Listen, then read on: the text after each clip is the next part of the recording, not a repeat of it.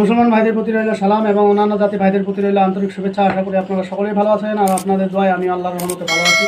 তো আপনারা দেখতেছেন গুরু পাওয়ার তন্ত্র মন্ত্র চ্যানেল, আমি আশিকুর রহমান আছি আপনাদের সঙ্গে। তো চলুন আজকের মূল বিষয় নিয়ে আলোচনা করা যাক।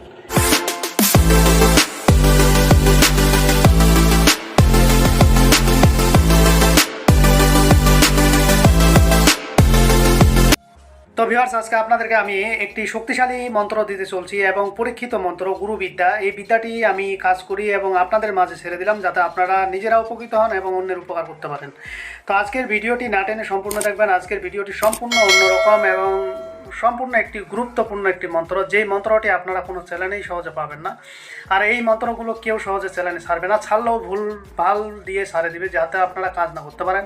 তো আপনাদেরকে আমি সবসময় চেষ্টা করব ভালো ভালো বিদ্যাগুলো দেওয়ার জন্য যাতে আপনারা উপকৃত হন এবং অন্যের উপকার করতে পারেন। তো আজকের বিদ্যাটি এটি করতে হলে অবশ্যই আপনাকে একটু কষ্ট করতে হবে, যেহেতু এটি চালান একটি বিদ্যা। আর এই চালান দিয়ে আপনারা শত্রুকে অসুস্থ করে দিতে পারবেন, জড়িবুটি খাওয়াইতে পারবেন এবং যদি চান আপনি যে আপনার মনের মানুষটি চলে গেছে, কোনো মতেই তাকে আনতে পারতেছেন না, সেক্ষেত্রে চালান করেও বশীকরণটি করতে পারবেন এবং খাওয়াইতে পারবেন।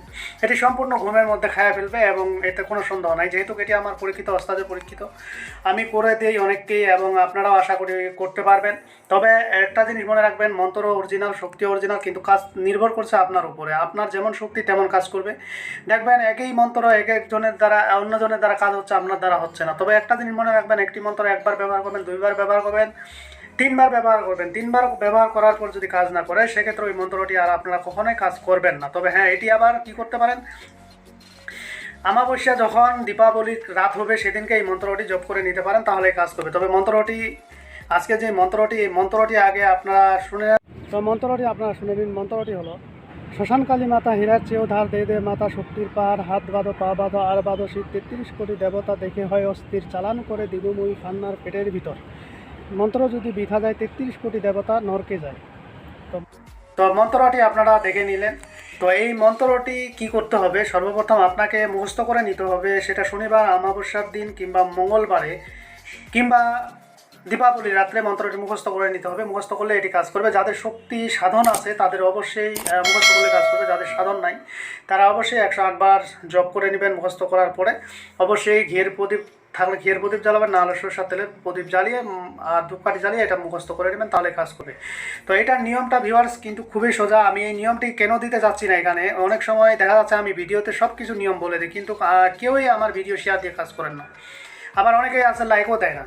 ঠিক আছে, তো এগুলো কষ্ট হয় কেন, যে আমি একটা কষ্ট করে ভিডিও বানাচ্ছি আপনাদেরকে সময় নষ্ট করে, কারণ আমার তো একটা ভিডিওর পিছনে সময় নষ্ট করলে হবে না, আমাকে কাজ করে খাইতে হয়, তাই না? তো অবশ্যই আমাকে কর্ম করে খাইতে হয়, যার ফলে আমার সময় নষ্ট হয়।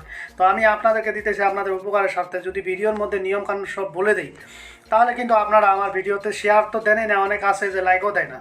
তো যাই হোক, এই মন্ত্রটি মুখস্থ করার পরে যদি আপনি কোনো প্রেমিকাকে খাওয়াইতে চান, যে আমি তাকে চালান করে খাওয়াবো, তো সর্বপ্রথম আপনাকে যেটা করতে হবে, আপনারা চলে যাবেন 3 আলির মোড়ে অথবা 3 রাস্তায়। তবে কাজটি অবশ্যই রাত্রে করা হওয়া চাই, দিন করে এই কাজ হবে না। রাত্রে যখন ঘুমিয়ে পড়বে সেক্ষেত্রে এই কাজটি করতে হবে এবং ওখানে গিয়ে আপনাকে অবশ্যই একটা কলার পাতা সাথে দিতে হবে এবং যদি মিষ্টি খাওয়াইতে চান তাহলে মিষ্টির মধ্যে আজকে কাজটি করতে হবে। আর যদি আপনারা খাওয়াইতে চান অন্য কোনো, তাহলে যেই জিনিসটা খাওয়াবেন সেই জিনিসটা সঙ্গে নেবেন, কলার পাতা নেবেন, ধূপকাঠি নেবেন। এরপর একটা আপনি জ্বালাই নেবেন মোমবাতি। জ্বালাই নেওয়ার পরে আজকে বলা মন্ত্রটি আপনারা 21 বার পড়বেন, 21টি ফু দেবেন, 21 বার পড়বেন, তাহলে আপনার কাঙ্ক্ষিত ব্যক্তি যাকে আপনি বশীকরণ চালান করে খাওয়াইতে চান তার পেটে চলে যাবে এবং আস্তে আস্তে সে বশীকরণ আকর্ষণ হয়ে ওই ছেলের কাছে চলে আসবে। এই উপায়টি আপনাদের মাঝে ছেড়ে দিলাম যাতে আপনারা উপকৃত হন। তো দ্বিতীয় যেই বিদ্যাটি শত্রুকে চালান করে খাওয়ানোর, এটি খাওয়াইলে কিন্তু শত্রু আস্তে আস্তে অসুস্থ হয়ে পড়ে যাবে এবং কি পেটের গুড়িও ফুলে যাইতে পারে।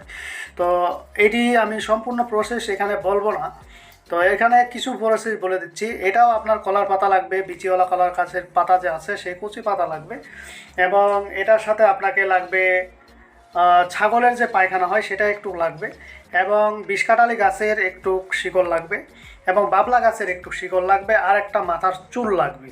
ঠিক আছে, তো এখানে চুল লাগবে আর একটু যদি হাড় নিতে পারেন, যে কোনো হাড়, গরুর হাড় বাদে ছাগলের হোক, মহিষের হোক কিংবা ভেড়ার হোক, একটু হাড় নেবেন। হাড় নেওয়ার পরে এগুলোকে সুন্দর করে চুলটা দিয়ে পেঁচাই দিবেন। পেঁচিয়ে ওই আপনারা পাতার মধ্যে রাখবেন। এখন পাতার মধ্যে রেখে এটা কিভাবে কি করবেন এই প্রসেসটা আমি এখানে বলে দিলাম না, যাদের দরকার হবে তারা হোয়াটসঅ্যাপে বা ইমোতে যোগাযোগ করবেন, অবশ্যই আমি বলে দেব। তবে এই বিদ্যাগুলো অবশ্যই আপনারা নেই পথে খাটাবেন, অন্যায় পথে খাটাবেন না, অন্যায় পথে আল্লাহ রাসূল খুশি থাকেন না।